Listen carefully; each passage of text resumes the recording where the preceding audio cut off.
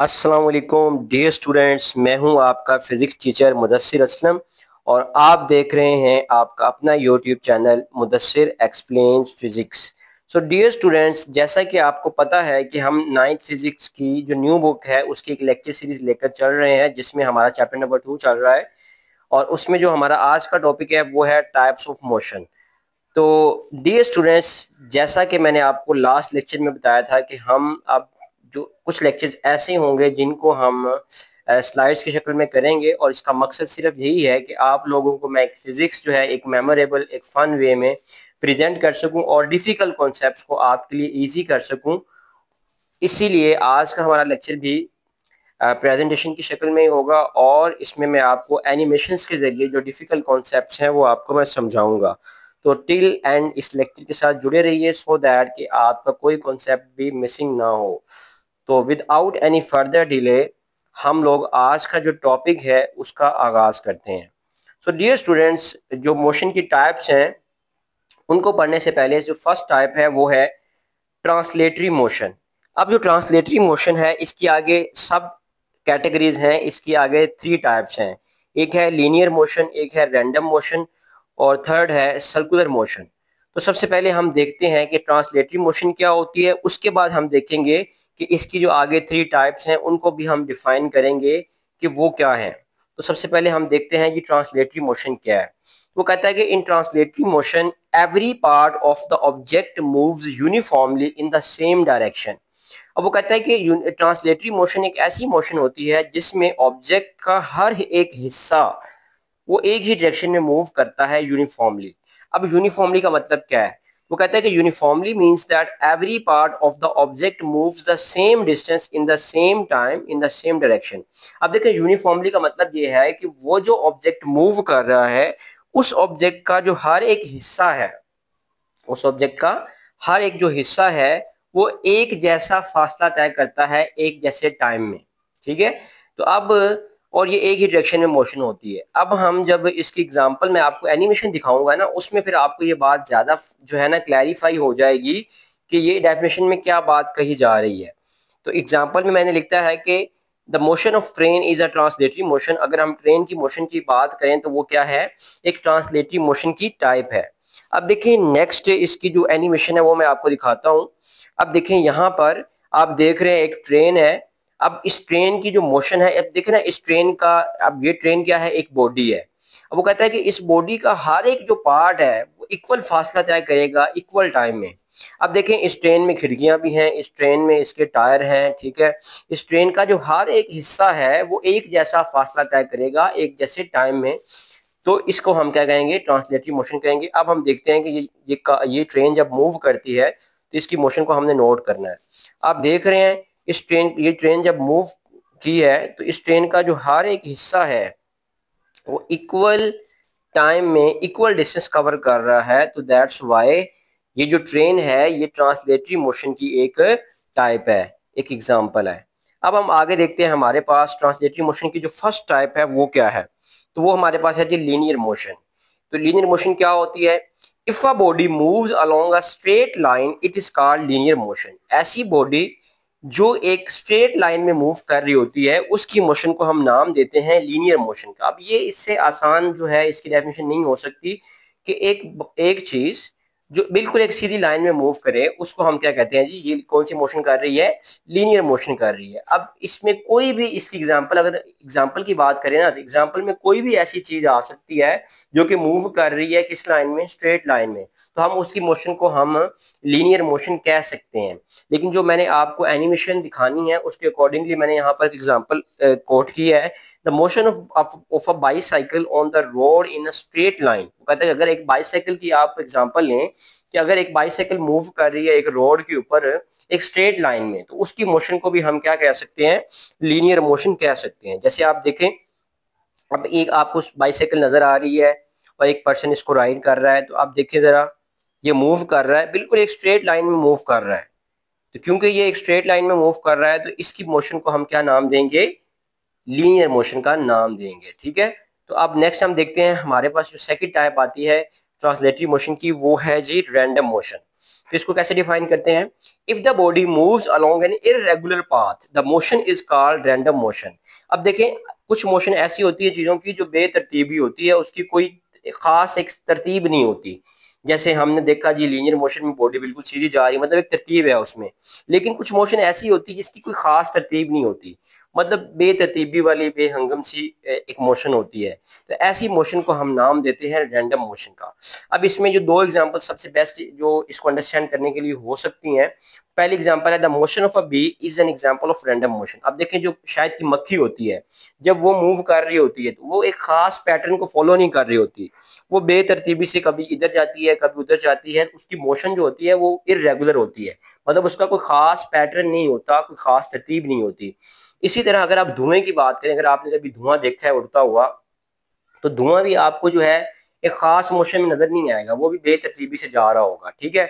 मतलब एक zig zag path को फॉलो कर रहा होगा, टेढ़ा मेढ़ा रास्ता होगा जिसको फॉलो करते हुए मूव कर रहा होगा। तो ऐसी जो मोशन होती है इसको हम नाम देते हैं रैंडम मोशन का, ठीक है। अब मैं आपको जब इसकी एनिमेशन दिखाऊंगा ना, तो आपको ये बात ज्यादा क्लियर हो जाएगी। और तो देखिए स्टूडेंट्स, जो ये एनिमेशंस मैंने आपको दिखानी है, ये एनिमेशंस मैंने बहुत मेहनत से आपके लिए सिर्फ बनाई है कि मैं इन कॉन्सेप्ट्स को आपके लिए क्लियर क्रिस्टल कर सकूं, और ये कॉन्सेप्ट्स आपको एक फन वे में समझा सकूं, आपकी जो कंसेप्चुअल अंडरस्टैंडिंग है वो डेवलप हो सके। उसके लिए मैंने सिर्फ ये सारी स्ट्रगल एक मेहनत की है। तो अब चलते हैं जी इसकी एनिमेशन की जानिब। अब देखिए यहाँ पर आपको एक शायद की मक्खी नजर आ रही है, ये शायद की मक्खी अब ये मूव करेगी जब, तो आपने इसकी मोशन को नोट करना है। अब देखिए ये नोट कर रहे हैं, कभी ऊपर जा रही है, कभी नीचे जा रही है, कभी आगे जा रही है। तो इसकी जो मोशन है ना, इसकी खास तरतीब नहीं है, इसको नोट करें। तो ऐसी मोशन जिसकी कोई खास तरतीब ना हो, ऐसी मोशन को हम नाम देते हैं जी रैंडम मोशन का। अब हम आगे चलते हैं, हमारी जो थर्ड टाइप है वो है जी सर्कुलर मोशन। अब सर्कुलर मोशन क्या है जी? The motion of a body along a circle is called circular motion. Simple सी बात है, अगर कोई बॉडी सर्कल में मूव कर रही है तो उसकी मोशन को हम नाम देते हैं सर्कुलर मोशन का। अब अगर आप एक एग्जांपल ले लें, एक टॉय ट्रेन होती है, मतलब ऐसी ट्रेन या ऐसी कार जिसके साथ बच्चे खेल रहे होते हैं, वो एक सर्कुलर पाथ में अगर मूव करती है तो उसकी मोशन को हम कह सकते हैं जी ये कौन सी मोशन है? सर्कुलर मोशन है। इसी तरह अगर आप अपने हाथ के एक एक धागा लेते हैं या एक रस्सी लेते हैं, उसके साथ आप एक पत्थर को बांध देते हो और अपने हाथ के साथ उसको घुमाते हैं सर्कल के अंदर, तो उसकी मोशन भी क्या कहलाएगी? सर्कुलर मोशन कहलाएगी। इन सिंपल वर्ड्स, ऐसी कोई भी मोशन जो एक सर्कल में हो रही हो, एक सर्कुलर पाथ में हो रही हो, उसको हम नाम देते हैं सर्कुलर मोशन का। अब मैंने आपको एक एनिमेशन दिखानी है जिसके बाद आपको ये बात ज्यादा क्लैरिफाई हो जाएगी। अब देखें, ये एक टॉय ट्रेन है जो कि मूव कर रही है एक सर्कुलर पाथ में। तो ये जो सर्कुलर पाथ में जो मोशन है इसकी, इस मोशन को हम क्या नाम देते हैं जी? सर्कुलर मोशन का नाम देते हैं। तो डियर स्टूडेंट्स, अब हमारे पास जो नेक्स्ट टाइप आती है मोशन की वो है रोटेटरी मोशन। अब रोटेटरी मोशन क्या होती है जी? If each point of the body moves around a fixed point, अगर कोई बॉडी का हर पॉइंट किसी एक फिक्स्ड पॉइंट के गिर्द घूम रहा हो तो उसकी मोशन को हम नाम देते हैं रोटेटरी मोशन।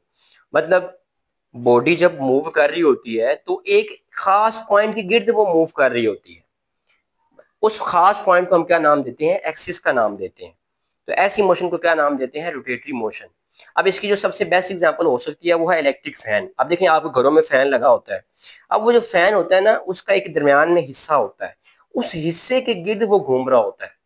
तो वो जो हिस्सा जिसके गिर्द वो घूम रहा होता है उसको हम क्या नाम देते हैं जी? एक्सिस का नाम देते हैं। और उसकी जो मोशन होती है उसे हम मोशन को क्या नाम देते हैं जी? रोटेटरी मोशन का नाम देते हैं।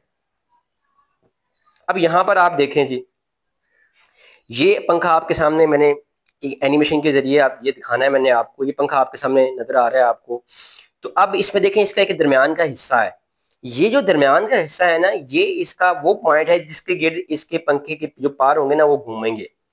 तो ये जो दरमियान का हिस्सा है इसको हम क्या नाम देंगे जी? एक्सिस का नाम देंगे। और इसके गिर्द इसके पार जो है ना पंखे के, वो घूमेंगे। तो इसकी मोशन क्या कहलाएगी जी? रोटेटरी मोशन कहलाएगी, क्योंकि ये एक एक्सिस के गिर्द मोशन हो रही है। अब मैं आपके सामने जब इसको शुरू करूंगा ना, ये तो आप देखें जरा, अब देखें, आप देख रहे हैं कि वो जो खास एक हिस्सा है उसके गिर्द उसके पार जो है वो घूम रहे हैं। तो ये मोशन क्या कहलाएगी? रोटेटरी मोशन है कहलाएगी। ठीक है जी स्टूडेंट्स। अब जो हमारी लास्ट टाइप है मोशन की वो है वाइब्रेटरी मोशन। अब वो कहता है the to and fro motion of a body about a fixed position is called a vibratory motion. कि ये जो to and fro motion, to and fro का मतलब आगे और पीछे, जब कोई बॉडी आगे और पीछे मूव करती है एक फिक्स्ड पोजीशन के गिर्द, तो उसकी मोशन को हम नाम देते हैं वाइब्रेटरी मोशन का। अब देखें, लेट से आप कभी पार्क में गए होंगे, तो पार्क में जब आपने स्विंग देखा होगा, झूला जिसे हम कहते हैं, जब उसको आप झूलते हैं तो पहले वो एक फिक्स्ड पोजीशन पे होता है, पहले वो झूला एक फिक्स्ड पोजीशन पर होता है, उसके बाद आप पीछे से पुश करते हैं, वो आगे जाता है, फिर वो पीछे आता है, फिर आगे जाता है, फिर पीछे आता है, और इस तरह ये मोशन कंटिन्यू रहती है। तो ये इस मोशन को हम कहते हैं टू एंड फ्रो, मतलब आगे और पीछे मोशन जो हो रही है, और ये एक फिक्स्ड पोजीशन के गिर्द हो रही है। फिक्स्ड पोजीशन कौन सी? जिस पोजीशन पे आप पहले थे, जब भी आपने झूला जो है वो झूला नहीं था अभी, तो उस पोजीशन के गिर्द कभी आगे कभी पीछे मोशन हो रही है, और इस मोशन को हम क्या नाम देते हैं जी? वाइब्रेटरी मोशन का नाम देते हैं। अब देखिए, मजे की बात यह है कि मैंने इसकी भी एक एनिमेशन डिजाइन की है सिर्फ आप लोगों के लिए, और बिलीव मी, मैंने इस एनिमेशन पे बहुत एफर्ट लगाई है, बहुत मेहनत करके ये एनिमेशन आपको बना के दिखाई है। सिर्फ मकसद ये है कि आपके कॉन्सेप्ट जो है ना वो क्लियर क्रिस्टल हो सके। तो चलते हैं एनिमेशन की जानिब। अब देखें जी, आपको यहाँ पे एक पार्क नजर आ रहा है जिसमें एक बच्ची है जी, वो झूले पे बैठी हुई है। अब आपने इसकी मोशन को नोट करना है। अब ये एक फिक्स पोजीशन है जहां पर वो अभी है, अभी ये झूला जो है वो स्टार्ट नहीं हुआ, अभी आपने इसको पुश नहीं किया। अब ये एक फिक्स पोजीशन है। अब इस फिक्स पोजीशन से कभी ये आगे जाएगी, कभी ये पीछे जाएगी, तो इसकी मोशन क्या हो जाएगी? टू एंड फ्रो मोशन हो जाएगी, और इसको हम क्या नाम देंगे जी? वाइब्रेटरी मोशन का। चलिए हम स्टार्ट करते हैं। अब देखें, ये आगे जा रही है, फिर ये पीछे आ रही है, फिर आगे जा रही है, फिर पीछे आ रही है, ठीक है। तो एक फिक्स पोजीशन की इसकी मोशन है। अब देखें, आगे दोबारा नोट करें, आगे गई, फिर पीछे, फिर आगे, फिर पीछे। तो ये जो आगे और पीछे टू एंड फ्रो मोशन है किसी बॉडी की, इसको हम क्या नाम देते हैं जी? वाइब्रेटरी मोशन का नाम देते हैं। तो चलते हैं, आप बच्चे देखें, लास्ट पिछले स्लाइड में एक और एग्जांपल मैंने आपके सामने लिखी हुई है, the motion of pendulum in pendulum clock is vibratory motion. अब देखिए बच्चे, एक पेंडुलम क्लॉक होता है, एक होता है ना क्लॉक जो हम आजकल के दिनों में आपको नजर आ रहा होता है। एक पेंडुलम क्लॉक होता था जो पिछले दिनों में होता था, पुराने जमाने की ये यूज होता था ये। तो उसमें एक पेंडुलम होता है, ठीक है। वो पेंडुलम भी ऐसे आगे पीछे मूव करता है, और इसकी मोशन को भी हम क्या नाम देते हैं जी? वाइब्रेटरी मोशन का नाम देते हैं। और इसकी मैंने एक एनिमेशन आपके लिए डिजाइन की हुई है, चलें वो मैं आपको दिखाता हूँ। अब इसमें देखें, ये क्लॉक नजर आ रहा है आपको, इसके नीचे जो गोल सा सर्कल सा बना हुआ है ये पेंडुलम है, ठीक है। ये पेंडुलम क्लॉक है, और ये नीचे जो बना हुआ है ये क्या है? पेंडुलम है। अब देखिएगा, ये जब इसको मैं स्टार्ट करूंगा तो ये आगे पीछे मूव करेगा, देखें, आगे पीछे, फिर आगे, फिर पीछे। तो ये जो मोशन है ना पेंडुलम की, पेंडुलम क्लॉक के अंदर, ये मोशन भी क्या कहलाती है जी? वाइब्रेटरी मोशन कहलाती है। तो डियर स्टूडेंट्स, जैसे कि आपको पता है कि हमारे लेक्चर का एक इंपॉर्टेंट पार्ट होता है जिसमें हम लोग ये देखते हैं कि जो टॉपिक हमने कवर किया है उसमें कौन से शॉर्ट क्वेश्चन बन सकते हैं बोर्ड के पॉइंट ऑफ व्यू से। और इसका मकसद ये है कि आप सिर्फ एक ही लेक्चर को सुनकर अपनी बोर्ड की जो प्रिपरेशन है उसको कंप्लीट कर सके। तो देखते हैं, सबसे पहले हमारा जो क्वेश्चन है वो है define translatory motion, give example. तो देखिए बच्चे, सबसे पहले हमने जो टाइप पढ़ी थी वो कौन सी थी? ट्रांसलेटरी मोशन थी। तो आपने इसको बुक से मार्क करना है, इसका आंसर बुक पे जो है बॉक्स बना होगा टाइप्स ऑफ मोशन में, उसको आपने याद करना है, और साथ में इसकी एग्जांपल भी देनी है। वो एग्जांपल जो मैंने आपको यहाँ पर दी है वो भी आप दे सकते हैं, और जो बुक पे लिखा हुआ है वो भी आप कवर कर सकते हैं। लेकिन इंपॉर्टेंट बात यह है कि आपने एग्जाम्पल जरूर देनी है। अगर आप एग्जाम्पल देंगे और डेफिनेशन लिखेंगे फिर आपको 2 नंबर मिलेंगे, ठीक है। तो एग्जाम्पल मिस नहीं है आपने करनी, ठीक है। अब नेक्स्ट है जी define linear motion, give example. Third है define random motion, give example. Fourth है सर्कुलर मोशन, गिव एग्जांपल। और इसी तरह जो नेक्स्ट 2 क्वेश्चंस हैं वो आपने करने हैं, और ये सारे क्वेश्चंस के आंसर जो हैं वो आपको इजीली बुक के ऊपर मिल जाएंगे। वो बॉक्स बना होगा, उसमें से आपने इनको मार्क कर लेना है। और एक बात जो मैं आपको पहले भी बता चुका हूँ कि आपने इनकी एग्जाम्पल जो है उनको मिस नहीं करना, ठीक है। तो एग्जाम्पल जो है वो आपने जरूर देनी है, इससे ये होगा कि आपको 2 नंबर जो है वो इसके इजीली मिल जाएंगे, ठीक है। तो बच्चे, ये था हमारा आज का लेक्चर जिसमें हमने एक फन वे में देखा कि जितनी भी मोशन की टाइप है वो कौन कौन सी हैं, और उनको हमने बेसिकली ना सिर्फ समझा बल्कि उनको देखा, उनको फील किया कि ये मोशन बेसिकली किस तरह की होगी, ठीक है। आई होप कि आपको ये लेक्चर समझ आया होगा, और by the end of the lecture, अगर आप अभी तक इस लेक्चर के साथ जुड़े हुए हैं तो आपका जो कॉन्सेप्ट है वो क्लियर क्रिस्टल हो गया होगा।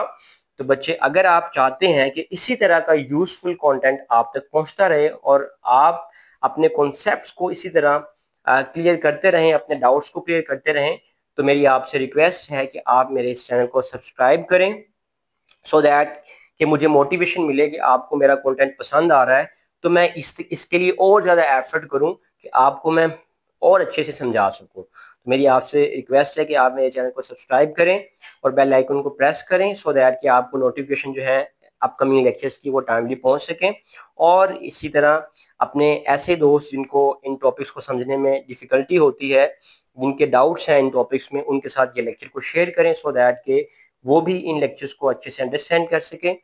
तो डियर स्टूडेंट्स, आज के लिए इतना ही। मिलते हैं नेक्स्ट लेक्चर में। टिल देन अपना बहुत सा ख्याल रखें। अल्लाह हाफिज़।